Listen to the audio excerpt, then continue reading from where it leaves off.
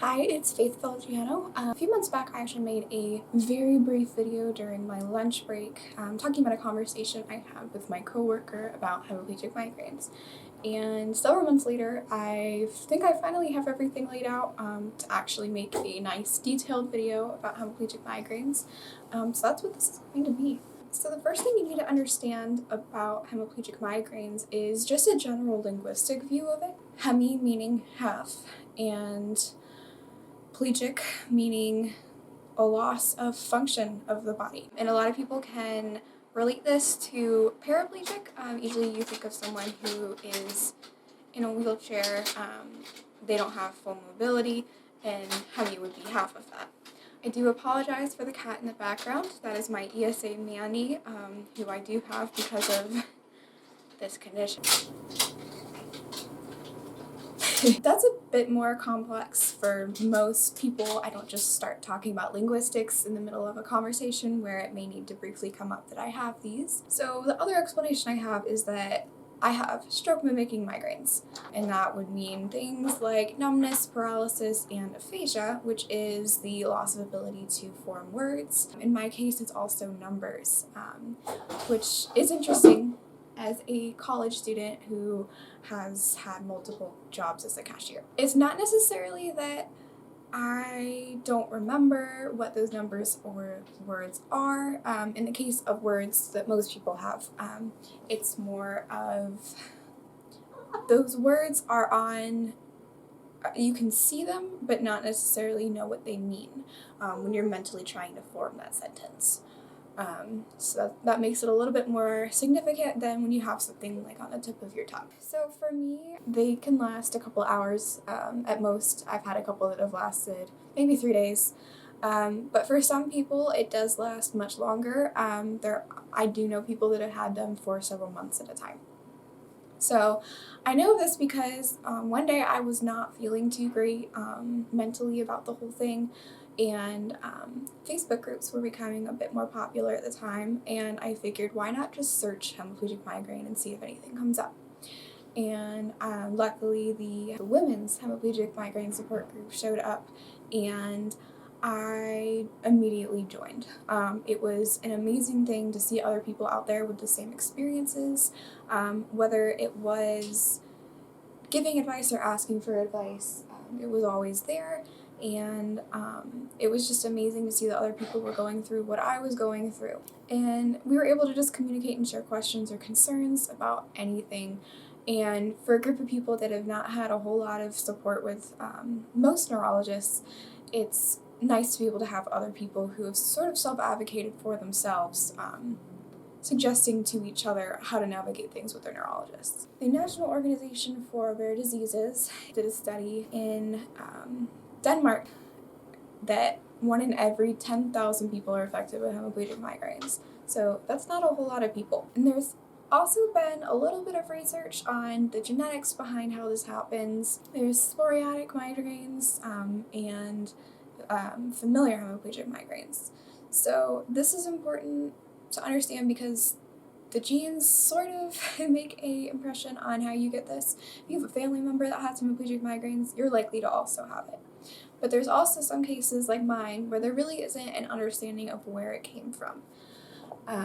It is also linked to other neurological conditions. A lot of us are also at risk for epilepsy or other non-epileptic seizures, and quite a few of us have what is called focal cortical dysplasia. And it's basically white matter on the brain that has no function at all. For me, it's been monitored every 6 months since I was in middle school, just to make sure that it's not growing any sort of a tumor. So it's something to keep an eye on, but it's also not something of concern. Unless it starts to do anything new, it's just there. Again, there's not a lot of research done on this or the hemiplegic migraines, so it's a lot of trying to treat and prevent rather than figure out what the root of the problem is, which is frustrating, and again, why I love having this hemiplegic migraine support group on Facebook, because we can ask each other anything, and usually someone in that group has an answer.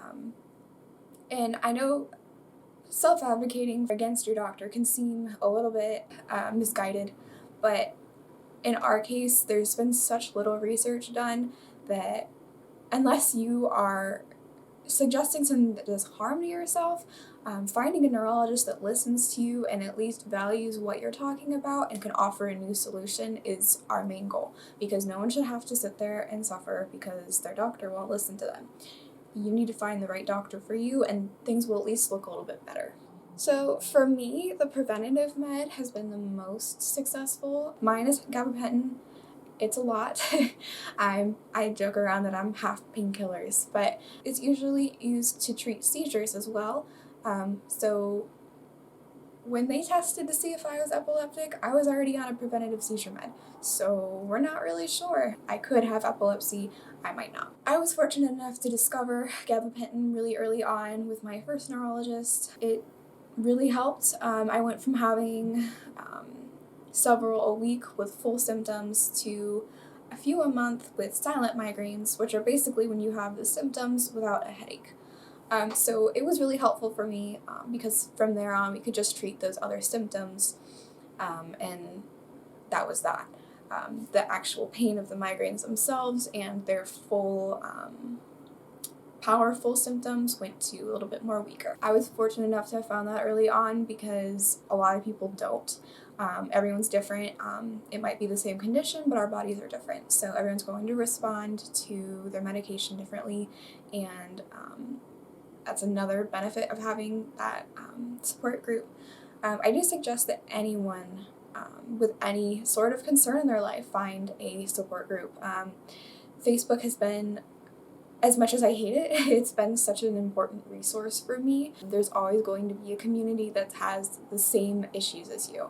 And it's nice to know that there's other people that are feeling the same pain as you, as morbid as that sounds. I do suggest that anyone go and find someone that can help them, and those groups are usually a great way to do it. This is an ever-evolving subject, and I'm hoping that I did it justice. If anyone wants to drop any information in the comments about either hemiplegic migraines or other sorts of conditions that they have, or any questions about ESAs, she's here to help as well. And I'd love to hear from anyone else that has hemiplegic migraines that might be watching this video. It's nice to know you guys are also out there.